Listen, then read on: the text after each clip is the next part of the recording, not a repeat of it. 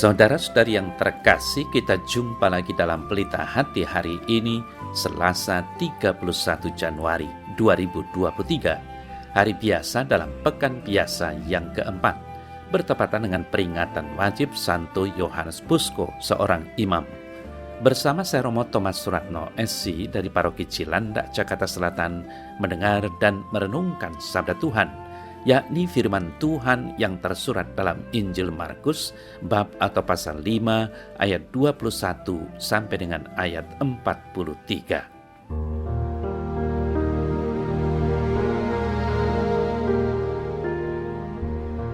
Sesudah Yesus menyeberang lagi dengan perahu, orang banyak berbondong-bondong datang lalu mengerumuni dia.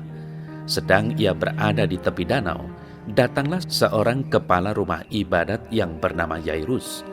Ketika ia melihat Yesus, tersungkurlah ia di depan kakinya dan memohon dengan sangat kepadanya, "Anakku perempuan sedang sakit, hampir mati.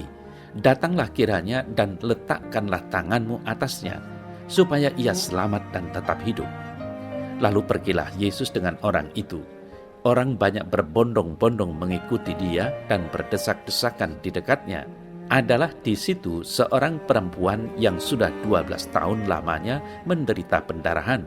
Ia telah berulang-ulang diobati oleh berbagai tabib, sehingga telah dihabiskannya semua yang ada padanya.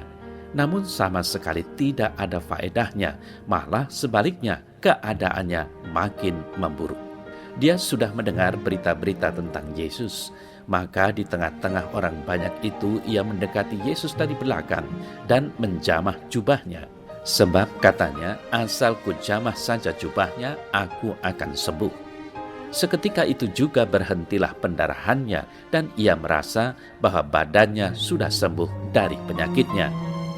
Pada ketika itu juga Yesus mengetahui bahwa ada tenaga yang keluar dari dirinya. Lalu ia berpaling di tengah orang banyak dan bertanya, "Siapa yang menjamah jubahku?" Murid-muridnya menjawab, "Engkau melihat bagaimana orang-orang ini berdesak-desakan dekatmu, dan engkau bertanya, siapa yang menjamah aku?" Lalu ia memandang sekelilingnya untuk melihat siapa yang telah melakukan hal itu. Perempuan itu yang menjadi takut dan gemetar ketika mengetahui apa yang telah terjadi atas dirinya, tampil dan tersungkur di depan Yesus dan dengan tulus memberitahukan segala sesuatu kepadanya. Maka katanya kepada perempuan itu, "Hai anakku, imanmu telah menyelamatkan engkau. Pergilah dengan selamat dan sembuhlah dari penyakitmu."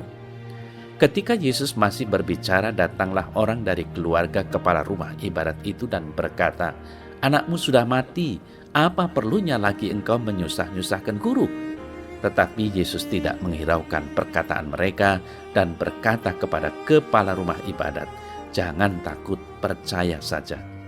Lalu Yesus tidak memperbolehkan seorang pun ikut serta, kecuali Petrus, Yakobus, dan Yohanes, saudara Yakobus. Mereka tiba di rumah kepala rumah ibadat, dan di sana dilihatnya orang-orang ribut, menangis, dan meratap dengan suara nyaring. Sesudah ia masuk, ia berkata kepada orang-orang itu, "Mengapa kamu ribut dan menangis? Anak ini tidak mati, tetapi tidur." Tetapi mereka menertawakan dia.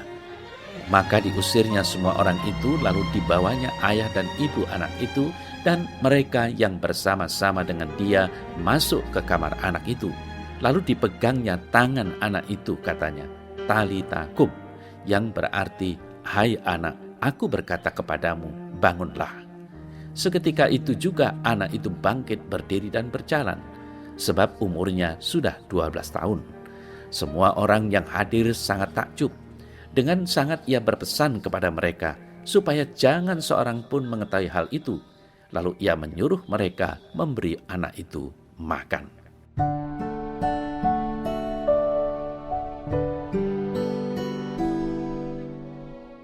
Saudara-saudari yang terkasih, percaya itulah yang utama. Kalau kita percaya pada sesuatu, pasti kita menjalankannya. Entah apapun itu, dalam segala hal di tengah kehidupan ini dibutuhkan kepercayaan. Jika kita berjalan malam dengan mengendarai sepeda motor atau mengemudikan mobil, banyak jurang yang kita lewati. Tetapi karena kita percaya bahwa kita pasti selamat, maka kita berani melaluinya. Demikian pula ketika kita jalan malam sendirian, kita percaya bahwa Tuhan akan menyertai kita, sehingga kita selamat, barulah kita melakukannya. Jadi, kepercayaan itulah yang membebaskan dan menyelamatkan kita.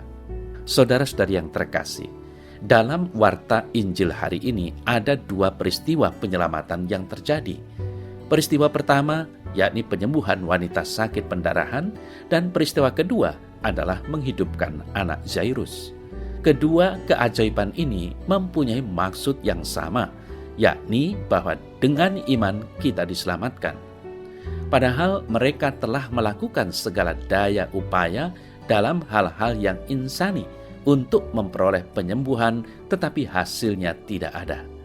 Kehadiran Yesus sungguh-sungguh membawa perubahan dan keselamatan.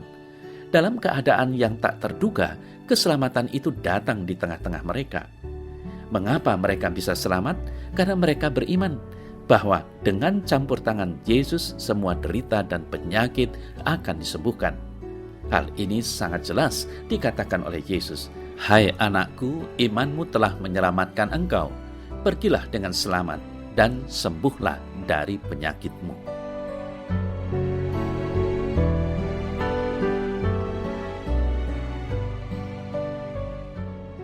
Dalam nama Bapa dan Putra dan Roh Kudus. Amin.